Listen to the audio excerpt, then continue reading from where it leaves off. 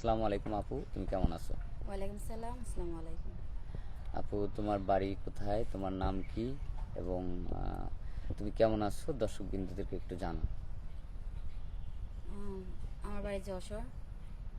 আমার নাম রত্না। আর তোমার পরিবারে কে কে আছে? আমার পরিবারে আছে আমার মা, আমার ছোট ভাই। বাবা নেই? না। তোমার বয়স কত? আমার বয়স 24। আগে কি বিয়ে শাদী হয়েছিল? হ্যাঁ, আগে বিয়ে হয়েছিল, কিন্তু ওখানে 1 বছর ছিলাম। হ্যাঁ। তো হাজবেন্ড নেশা করতো, মেয়েদের প্রতি তার একটা আসক্ত ছিল, এর জন্য তাকে ছেড়ে দিচ্ছি। তুমি ছেড়ে দিয়েছো? হ্যাঁ। তাহলে একটু জোরে বলো, তুমি ছেড়ে দিয়েছো? হ্যাঁ, আমি ছেড়ে দিচ্ছি। ও, আচ্ছা, মানে স্বামীর সাথে আসলে তোমার ওইরকম ভাবে মানে সংসার করা, মানে তোমার কাছে মানে অন্যরকম একটা বিষয় মনে হয়েছিল যে নেশা করে। হ্যাঁ, তাকে নিয়ে হয়তো 1 বছর তুমি ধৈর্য ধরে ছিলে।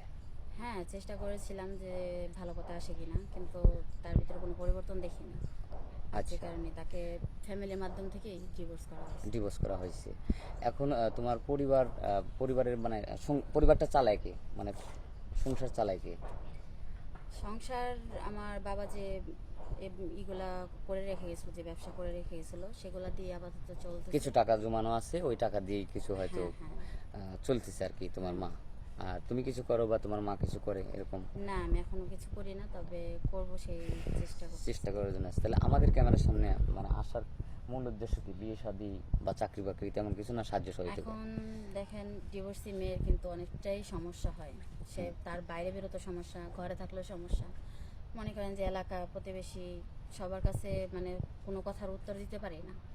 আচ্ছা। তো এখন আমি একটা মেয়ে মানুষ, আমার তো রাস্তাঘাটে চলতে হয়। চলতে হয়, হ্যাঁ, কিন্তু আমার অবশ্যই। পাশে তো ছায়া দেওয়ার মতন কেউ নেই। কেউ নাই। যদি বাপ বা বড় ভাই থাকতো, তারা আমার পাশে থাকতো।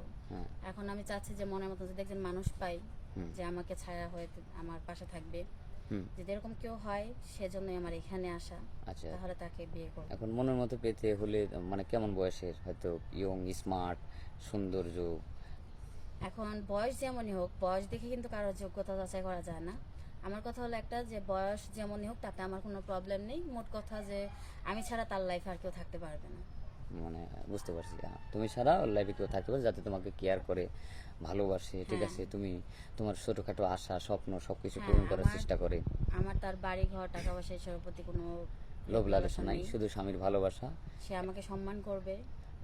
আচ্ছা। একজন স্ত্রী হিসেবে যে যোগ্য সম্মানটা দেওয়া দরকার সে দিবে, আমি তার জন্য সবকিছু করার চেষ্টা করবো। থ্যাংক ইউ, খুব ভালো কথা, খুব ভালো লাগলো। এখন তুমি কেমন ফ্যামিলি চাচ্ছ, যৌথ ফ্যামিলি না সিঙ্গেল ফ্যামিলি, যে শুধু স্বামী সিঙ্গেল নিয়ে চোখে ফ্যামিলি থাকতে থেকে যাচ্ছ? কিন্তু যৌথ ফ্যামিলি অনেক ভালো, কারণ সেখানে ঝগড়া ঝামেলা, তার মধ্যে খুনসুটি সবকিছু কিন্তু থাকবে।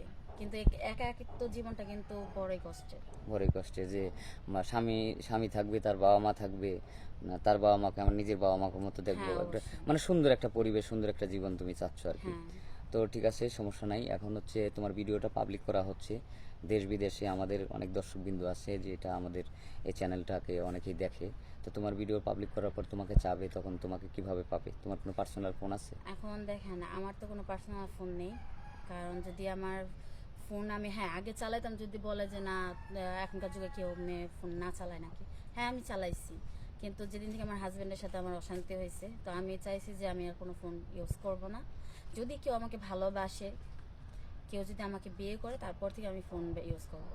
আচ্ছা, ফোন ফোন ইউজ করবে, মনে করো ভালোবাসলো, তাহলে তুমি ফোন ইউজ করতে পারবে, তো একটা ফোন কেন, সেরকম একটা মানুষ।